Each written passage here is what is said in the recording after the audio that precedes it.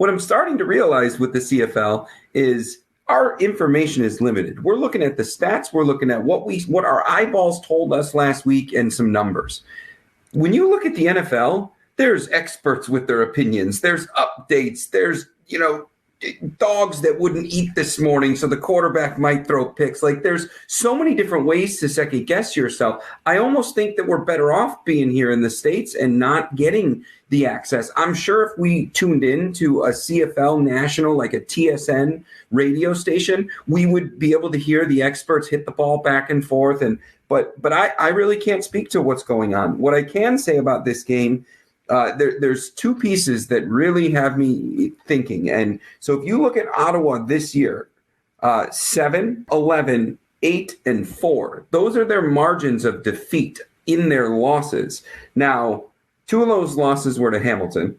One of them was to Montreal and one was to Calgary. So they have not seen a team in Toronto's caliber, Toronto's class all season long.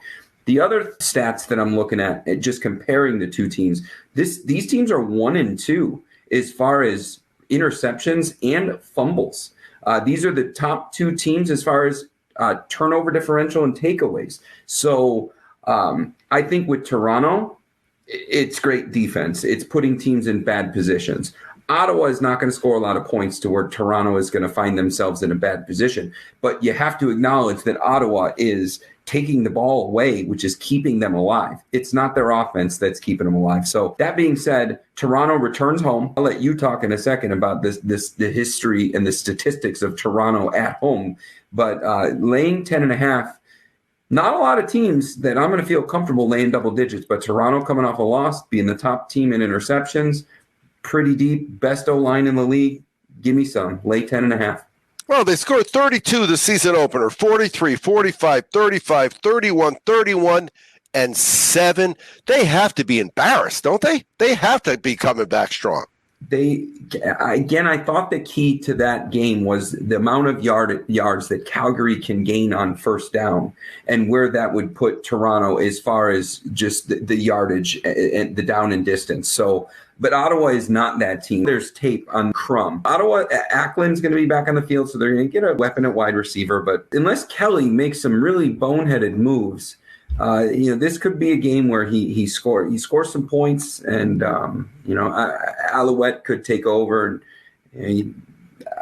I don't see Toronto giving this game to Ottawa, and that's the only way Ottawa's within 10. He got a lot of pub early in the season because he's Jim Kelly's nephew, right? Right. The kid's played okay. He has played okay. Yeah, and I believe it was the first game, might have been the second game of the season, where he ran for 3 yards. They didn't pull him out to put in QB3 for that little dive forward and score. So they might have established something there, message to the team, to the league. This guy's tough. But he's creating go-tos at wide receiver. So 10.5, we got to do it. A month ago we were saying, don't even question it. Just lay the points. It's Toronto. Yeah, I had no problem last week. Well, first of all, last week I hadn't opened my Bovada account yet, so I was letting the money kind of slide around in the one account. So that game didn't really upset me as much as it could have. But the one thing that I remember is they had just covered so many W's and W's and W's. So you can't be a fool to not think that you're going to have hiccups. But when you turn to their home record, because that game was not at home last week, no. It's pretty strong. And in their last 7, they're 6-1 against the spread. I like them here. And again, I'm going to do the same thing I do every week, Wes. I put in that 4-teamer. I put it in also, though, as a round robin. Here's the thing with round robins. A round robin is spread across all the parlays. And round robins are great for a lot of things. They're really, really great when you're betting second halves and you split. Because if you were just betting the team in the second half and the over for the second half and one of them wins, one of them loses, it's a loser. But if you hook that up to the next night's game, maybe the first half, and you catch it, you get all your money back, basically.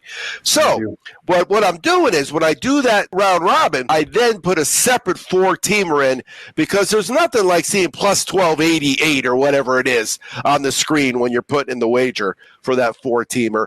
And 4-teamers change your day. There's no doubt about it.